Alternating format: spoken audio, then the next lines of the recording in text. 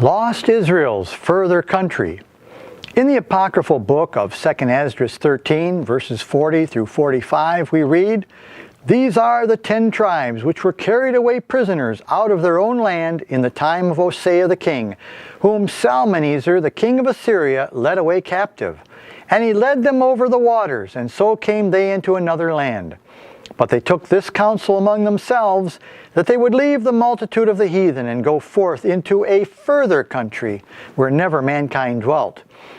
And they entered into Euphrates by the narrow passages of the river, for through that country there was a great way to go, namely of a year and a half, and the same region is called Arsareth." This fascinating passage cannot be classified as a mere prophecy, subject perhaps to some later divine modification, but an actual historical account after the fact of the location of the tribes of the house of Israel many years after their forced exile by Assyria. Where is this further country that is defined as being an open, unsettled territory?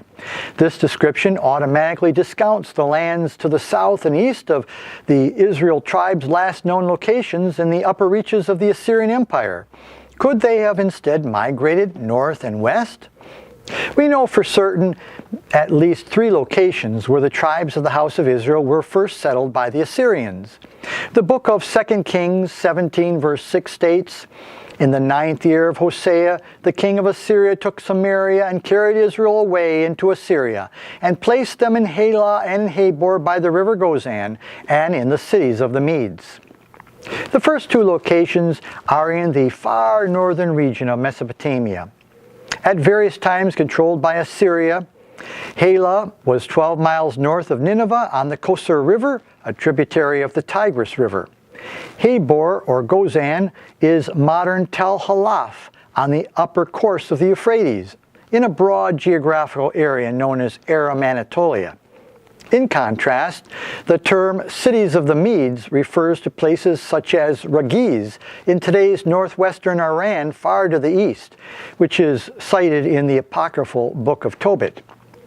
Esdras informs us that the 10 tribes did not remain in these locations. The areas to the north of Assyria proper were very rugged, mountainous territory where travel was often difficult. Yet there were definite pathways out of the area. An interesting look at these natural migratory routes appeared in the Bulletin of the Middle Eastern Culture Center in Japan, Volume 10, 1998. The geography of northern Assyria can be described as a series of mountain ranges and intermontane plains, they said, that is characterized as long, narrow valleys surrounded by nearly impassable mountains. With such imposing mountains blocking travel, there were 2 main river valleys that the migrating lost tribes had to choose from. The, quote, "the Aras and upper Euphrates valleys together formed the main east-west corridor between eastern Anatolia and the annexed Transcaucasia," unquote, from the Bulletin, page 138 and 139. Both of these escape routes led to the Caucasus Mountain region, the gateway to Europe. In fact, the same scholarly source informs us, quote, "Archaeological records suggest that natural route was used by nomadic tribes," unquote. Historical records enlighten us, for example, that the tribes fleeing Assyrians had taken that exact route as far back as 1112 BC. Assyrian records state that during the reign of Tiglath-Pileser I, the Assyrian Tukulti-Apal-Esarra, who reigned 1115 to 1077 BC, a military campaign in Anatolia resulted in the defeat of local tribes, whereupon the defeated warriors retreated to the safety of the Black Sea region. The Assyrians referred to the Black Sea area bordering the Caucasus Mountains as the Upper Sea and as the Upper Sea of the West. The Black Sea is part of southeastern Europe. Is this Assyrian record implying that some or all of these tribes escaped from Anatolia into Europe? Of additional interest is the phrase used by Esdras, quoted above, describing a geographic detail of their direction of travel. quote, they entered into Euphrates by the narrow passages of the river, unquote. This indicates the upper northern course of the Euphrates just south of the Caucasus Mountains and designates a northwest direction of travel following the direction of the river. Similarly, we find that in the aforementioned Assyrian inscription, Tiglath-Pileser's troops pursuing defeated tribes toward the Black Sea were said to have crossed the upper course of the Euphrates using possibly the same route traveled by Israel's lost tribes centuries later. If the lost tribes had migrated eastward, then Esdras would have mentioned them crossing the Tigris River rather than the Euphrates. It seems apparent that the prophet was specifically speaking of those Israel tribes settled in Halah and Habor Gozan in the northern reaches of Assyria. Given the geological restrictions of their mountainous region of exile, they would have been most likely to have followed the open geographical pathways toward the Caucasus and Europe. In contrast, those Israelites settled far to the east in the cities of the Medes may in fact have found an easier escape route by migrating eastward beyond the far side of the Caspian Sea towards Afghanistan, and then perhaps northward into Western Asia. So it is likely that there was more than one escape route of the lost tribes of Israel into the further country mentioned by Esdras in his historical account. Esdras also remarked that the lost tribes would leave the multitude of the heathen behind them as they migrated. The word heathen, the Hebrew word goyim, literally means nations and often has a secondary disparaging meaning in reference to the religious practices of non-Hebrews, according to Merriam-Webster's dictionary. In the first sense, Northern Europe was the only extensive geographical area of the known world at that time, which was nearly uninhabited. Secondly, in a pejorative sense, the heathen nations and false religions that Israel was warned against by the prophets were all in the Mideast, Arabia, and Egypt, not in Europe. Is there evidence in Europe of Semitic-speaking peoples arriving in early times? Famed Indo-European scholar V. Gordon Childe commented that, quote, the Indo-European word for axe, peliku, seems to be of Sumero-Akkadian origin. This implies that the metal reached the steppe from the Mesopotamian region, unquote. From his book, The Aryans, A Study of Indo-European Origins, pages 87 and 185 and 6. Similarly, the Latin securia, or battle axe, originated in the Akkadian Sakuru.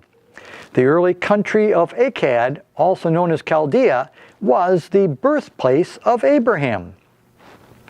More recent scholarship has built upon this finding in the Canadian Society for Mesopotamian Studies, number 25, published in May 1993.